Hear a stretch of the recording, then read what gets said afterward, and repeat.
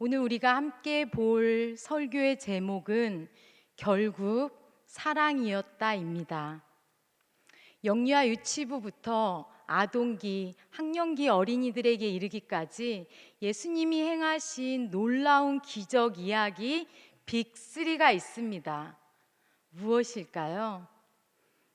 성도님들이 생각하시는 대로 물이 변하여 포도주가 된 사건, 죽은 나사로를 살리신 이야기, 그리고 어린이의 작은 도시락으로 5천 명이 먹은 오병이어의 기적이 그 이야기입니다.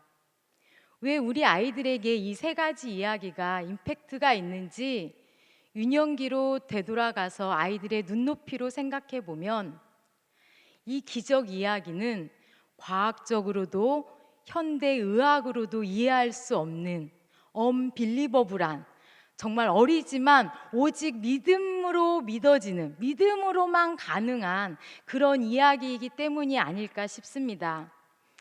그래서 그런지 오늘 본문 오병이어의 기적 이야기는 유일하게도 마태, 마가, 누가, 요한복음 이렇게 사복음서 모두에 기록되어 있습니다. 하지만 저는 오늘 본문을 오병이어가 마무리되는 44절까지 읽지 않고 39절까지 읽었습니다. 왜 우리 목사님은 말씀을 읽다 마셨을까 이상하게 생각하셨을 줄도 압니다. 하지만 저는 오늘 설교를 예수님이 행하신 놀라운 기적 이야기에 초점을 맞추려고 하는 게 아닙니다.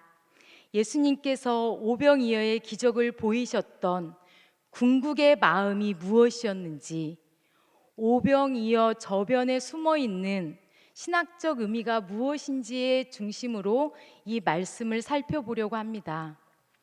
오늘 이야기는 이렇게 시작합니다. 30절 말씀입니다. 사도들이 예수께 모여 자기들이 행한 것과 가르친 것을 낱낱이 고하니. 오늘 본문은 시작부터 평범하지 않습니다. 눈치를 채셨습니까?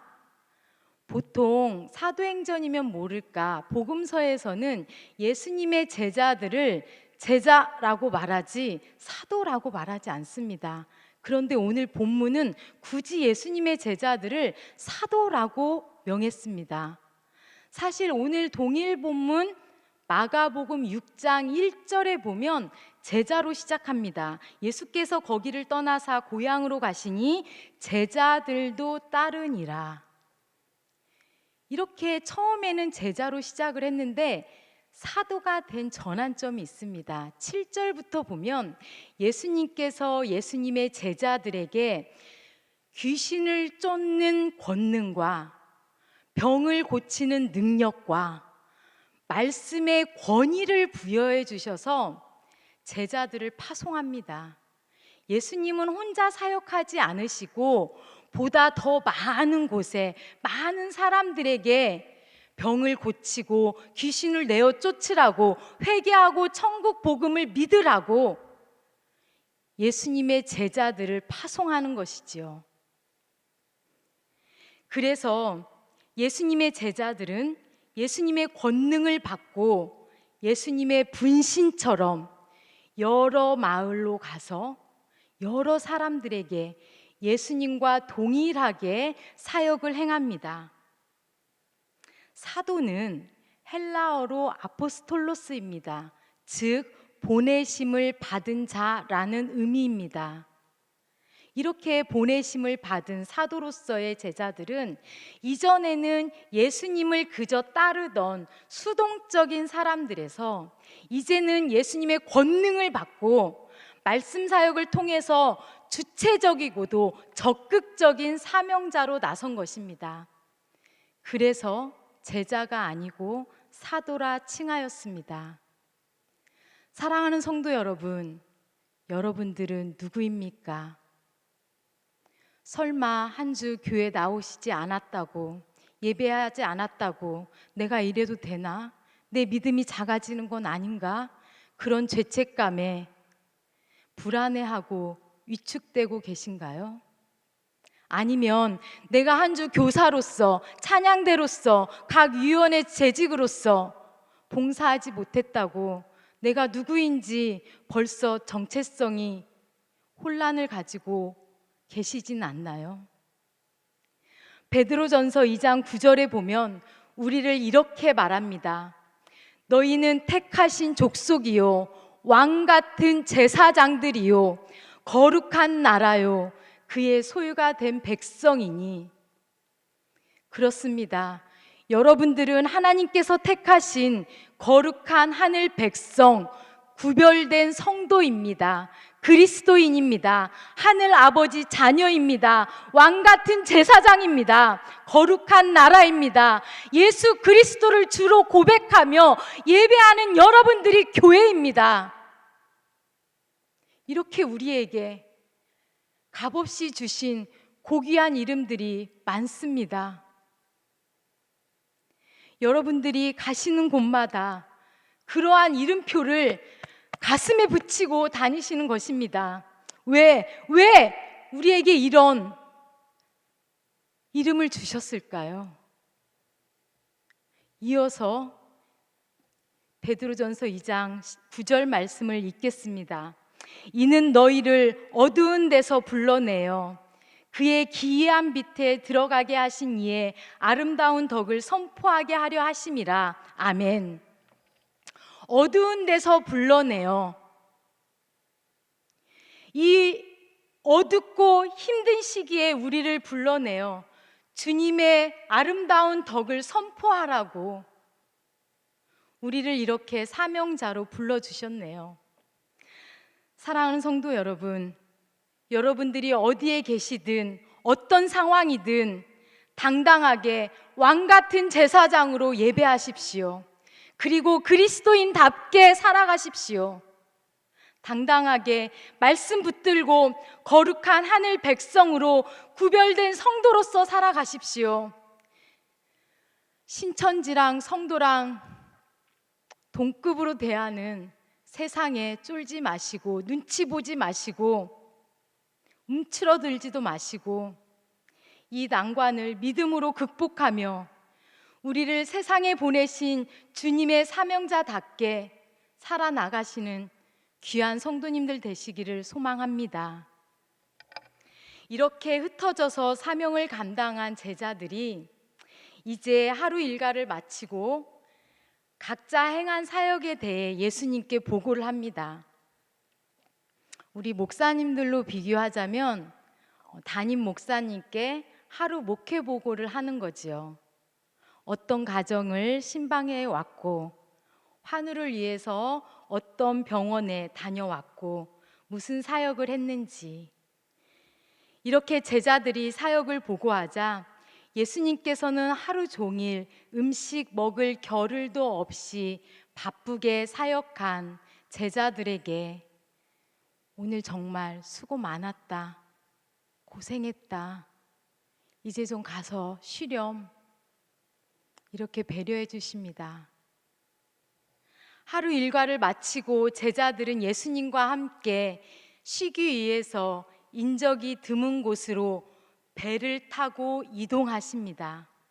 그런데 각 고을에서 예수님과 예수님의 제자들의 행보를 예의주시하고 있던 수많은 사람들이 배를 타고 강을 건너시는 예수님의 일행을 보았습니다. 33절에 보면 그들이 가는 것을 보고 많은 사람이 그들인 줄 안지라 모든 고을로부터 도보로 그곳에 달려와 그들보다 먼저 갔더라. 수많은 사람들이 배를 타고 이동하시는 예수님보다 먼저 뛰어서 도착해서 예수님 일행을 기다렸습니다. 얼마나 많은 숫자입니까? 장정만 5,000명입니다. 부녀자들과 아이까지 합치면 2만 명으로 추정합니다. 우리 이 안산제일교회 2, 3, 4층을 가득 메운 숫자의 5배나 되는 숫자가 예수님보다 먼저 도착하겠다고 도보로 뛰어서 강을 건너시는 예수님보다 먼저 도착해서 기다리고 있었습니다. 도대체 왜 이 사람들은 이렇게 뛰어가야만 했을까요? 무엇이 그들을 뛰게 했을까요? 그냥 생각만 해도 너무 애절하지 않습니까? 예수님은 이러한 까닭에 쉬셔야 하는 게 마땅했지만 쉴 수가 없었습니다. 34절입니다. 예수께서 나오사 큰 무리를 보시고 그 목자 없는 양 같음으로 인하여 불쌍히 여기사 이에 여러 가지로 가르치시더라. 평소 오병이어의 이 본문을 대할 때면 5천 명을 먹이신 그 사건과 광주리, 그 12광주리를 세느라 이 본문 34절 말씀을 그냥 지나쳤던 게 사실입니다. 그런데 오늘 설교를 준비하면서 참 많은 은혜와 감동이 되었습니다. 아, 그렇구나. 이 오병이어의 기적은 하나님의 아들로서 단순히 신적 권위를 가지시고 언빌리버블한 사건을 이루신 그 기적 이야기가 아니었구나. 그것은 결국 사랑이었구나. 그것은 결국 긍휼이었구나. 그것은 결국 불쌍히 여기시는 주님의 마음에서 시작되었구나 깨달았습니다. 얼마나 큰 감동이 되었던지요. 큰 위로를 받았습니다. 여기에서 불쌍히 여겼다라는 의미는 헬라어로 창자, 내장을 의미하는 단어에서 유래해서 창자가 끊어질 듯하게 측은함을 느끼는 감정입니다. 특별히 상대방을 사랑하는 마음으로, 애끓는 마음으로 대하는 데 쓰이는 단어입니다. 이는 집 나간 아들을 목 놓아 기다리며 상거가 아직 먼데도 그 멀리 있는 아들을 단번에 알아차리고 달려가 목을 안고 안아주는 그 탕자의 아버지의 그 마음과도 같습니다. 영적인 배고픔뿐만 아니라 날이 저물어 식사할 시간도 없이, 아니 식사할 수 있는 그 먹을 것도 없었던 가난한 군중, 목자 없는 양처럼 뛰어 달려 나와 기다리고 있던 그 무리들을 보시면서 우리 주님은 도저히 주체할 수 없는 애끓는 사랑이 있었던 것이지요. 지난주 코로나19 바이러스 때문에 우리 교회는, 그리고 한국의 수많은 교회들이 일제강점기에도 쉬지 않았던 예배를 중단하고 영상으로 예배를 드렸습니다. 주중에 부모님과 통화를 했는데 평생 주일 성수, 안식일을 기억하여 거룩히 지키라는 이 주일 성수를 목숨처럼 알고 예배하셨는데 두 분이 앉아서 예배를 하고 있으려니 이 기가 막힌 상황에 눈물이 앞을 가려 그 두 노인네가 막 울면서 예배했다고 하셨습니다. 이렇게 눈물로 예배하신 분들이 비단 저희 부모님 뿐이었겠습니까? 가정에서 예배하는 많은 성도님들이 참 이 참혹한 현실에 가슴 아파하며 예배하셨을 줄로 압니다. 그렇게 목자 없는 양처럼 흩어져서 예배하는 성도님들을 보시면서 우리 하늘 아버지 얼마나 가슴이 아프셨을까요? 주님께서는 이렇게 영적 갈급함으로 뛰어 달려 나온 수많은 무리들을 보시고 목자 없는 양 같음으로 불쌍히 여기셨다고 했습니다. 나는 선한 목자라. 선한 목자는 양들을 위하여 목숨을 버리거니와 양들을 위하여 목숨까지 버리시는 예수님. 그 예수님께서 목자 없는 양처럼 흩어져 있는 백성들을 보시며 얼마나 가슴이 아프셨을까요? 여러분, 과연 누가 우리를 목숨을 버리면서까지 사랑할 수 있을까요? 목숨을 버리면서까지 사랑하신 그 목자 예수님께서는 우리가 어떠한 상황과 형편이건 간에 우리와 늘 가까이 계십니다. 물론 조심하고 예방하는 게 너무나 당연하지만 코로나 바이러스가 행여 옮을까 서로 멀리하고 배제하고 너 때문이라고 분노하며 화내며 우리의 모습은 그렇지 않습니까? 하지만 예수님께서는 나보다 먼저 나를 사랑하시며 우리와 함께 하십니다. 각자 가정에서 예배하고 계시는 여러분들 곁에 계십니다. 그러니 외로워하지 마시고 하늘 아버지 함께 하심을 믿으며 하늘의 위로와 평화를 얻으시길 주님의 이름으로 소망합니다. 그리고 오늘 본문에서 유난히 눈여겨봐야 할 말씀이 35절 말씀입니다. 다 같이 한번 읽을까요? 때가 저물어 가매 제자들이 예수께 나와 여짜오되 이곳은 빈들이요 날도 저물어 가니. 이곳은 빈들이요. 본문은 무리가 모인 곳을 빈들이라고 말하고 있습니다. 빈들은 헬라어로 에레모스입니다. 에레모스란 광야라는 뜻입니다. 여러분들, 광야가 어떤 땅입니까? 성경 사전에 찾아보면 원어적으로 인적이 드물고 개척되지 않은 넓은 들판을 의미합니다. 황량하고 모래먼지 폴폴 날리고 물이 없어 땅이 쩍쩍 갈라지는 그런 땅이 광야입니다. 이 빈들이라는 단어, 광야는 구약에 출애굽기에 나오는 이스라엘 백성들이 출애굽하여 40년 동안 있었던 그 머물렀던 광야와 똑같은 단어입니다. 그런데 우리가 함께 읽은 마지막 39절에 보면 이해할 수 없는 단어가 나옵니다. 일단 39절을 먼저 읽겠습니다. 제자들에게 명하사 그 모든 사람으로 떼를 지어 푸른 잔디 위에 앉게 하시니. 푸른 잔디 위에 앉게 하시니.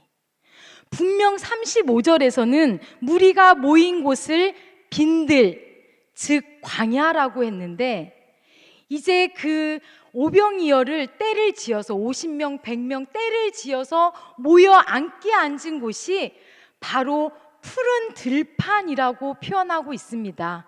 더 그린 그라스. 여러분, 이 얼마나 앞뒤가 맞지 않는 단어입니까? 도대체 무엇이 맞습니까? 광야입니까? 푸른 들판입니까? 오늘 본문 마가복음은 장소에 대해서 나오지 않았습니다. 하지만 오병이어가 기록된 요한복음 6장과 누가복음 9장에 보면 디베랴의 갈릴리 바다 건너편으로 가셨고, 그리고 누가복음 9장은 그곳을 벳세다라고 명명하고 있습니다. 이 요한복음 6장과 누가복음 9장을 종합해 보면 예수님께서는 디베랴 동쪽 그 갈릴리 바다를 건너서 벳세다로 가신 것이지요. 여러분, 벳세다는 어떤 마을이냐면요, 그 갈릴리 바다를 건너서 가서 있는 도시이기 때문에 어촌이겠죠. 예수님 당시 가버나움과 쌍두마차를 이루는 그런 어촌이었습니다. 그렇기 때문에 갈릴리 바다의 그 풍성한 강유량으로 풀이 많이 자라는, 그래서 성서시대의 목축지로 소가 방목되어서 풀을 뜯었던 그런 장소였습니다. 그러면 이 벳세다는 빈들 광야가 아닌 푸른 잔디가 맞습니다. 그런데 왜 35절에서는 이 푸른 잔디의 이런 빈들을 광야라고 했을까요? 단어적으로도 너무나 상반되는 단어이고 지리적으로도 매치가 안 되는 그런 단어입니다. 언어의 혼란만 야기할 뿐입니다. 그런데요, 바로 여기에 하나님의 숨은 의도가 있습니다. 하나님께서 마가를 통해서 빈들 광야라고 적게 하신 숨은 의미가 있다라는 것입니다. 사랑하는 성도 여러분, 광야는 어떤 땅입니까? 이스라엘 백성들에게 광야는 출애굽하여서 40년 동안이나 머물렀던 땅입니다. 출애굽기 15장, 12장, 37절에 보면 유아를 제외하고 어린이를 제외하고 보행하는 장정의 수만 60만 명이 연명하며 살았던 곳이 광야였습니다. 하나님께서 만나와 메추라기로 먹이시고 불기둥과 구름기둥으로 인도하셨던 광야, 동시에 애굽에서 고된 노역으로 힘들었던 이스라엘 백성들에게 먹을 것이 없어서 일하지 않아도 탱자탱자 하고 있어도 하늘에서 만나가 비처럼 쏟아지게 하시고 그들을 쉬게 하셨던 장소가 바로 광야였습니다. 애굽에서 종살이하면서 430년 동안 조상들에게 풍문으로만 들었던 하나님을 직접 만났던 곳이 광야였습니다. 이스라엘 백성에게 광야는 하나님의 인도와 사랑을 경험했던 장소였습니다. 표면적으로 광야는 황량하고 메마른 땅이었지만 이스라엘 백성들을 인도하시는 하나님을 경험했던 그곳이 바로 광야 빈들이었습니다. 즉 오늘 본문은 의도적으로 오병이어의 기적을 통해서 출애굽 사건을 연관시킨 것입니다. 그 광야에서 먹이셨던 하나님, 오늘 예수님을 통해서 빈들에서 영적으로 육적으로 배고파하고 굶주린 백성들을 먹이신 것이지요. 이 얼마나 멋진 사건입니까? 이 얼마나 멋진 구약과 신약의 콜라보레이션입니까? 출애굽 이후 광야에서 지치고 불평하던 이스라엘 백성들을 먹이시며 보호하시며 인도하심은 결국 하나님의 사랑이었습니다. 자기 백성을 끝까지 돌보시는 신실하신 하나님, 빈들에서 목자 없는 양같이 영적인 갈급함으로 뛰어 달려 나온 무리를 보시며 불쌍히 여기시고 그들이 먹을 것을 먹이시며 애끓는 심정으로 그들을 바라보신 그 주님도 결국은 사랑이었습니다. 양을 위해 자신의 심은 뒷전으로 하고 그들을 애끓는 마음으로 바라보시는 궁극의 사랑이었습니다. 사랑하는 성도 여러분, 우리는 사순절을 보내며 예수님의 십자가를 생각하기보다 코로나19 바이러스로 힘든 시기를 보내고 있진 않습니까? 우리는 왜 이러한 어려움이 생겼는지 잘 알지 못합니다. 예고 없는 재앙, 누구의 죄 때문인지, 어떻게 생겨났는지, 언제쯤 이게 끝나게 될지 가늠조차 할 수 없습니다. 하지만 기억하십시오. 빈들, 광야와 같은 곳에서도 하나님은 찾아오십니다. 우리에게 있어서 광야는 내 인생에 버려진 땅 같고, 척박하고 메마른 땅, 풀 한 폭이 나지 않는 고통 가운데 거하는 땅일 수 있습니다. 하지만 그런 곳에 하나님께서 찾아오십니다. 빈들과 같은 곳에 처해 있다고 하나님은 도대체 무엇 하고 계시느냐고 불평하기보다, 이럴 때일수록 우리의 영적인 삶을 깨끗하게 하고 내 삶이 하나님과 만나는데 거리낌이 없도록 사명자로 바로 섭시다.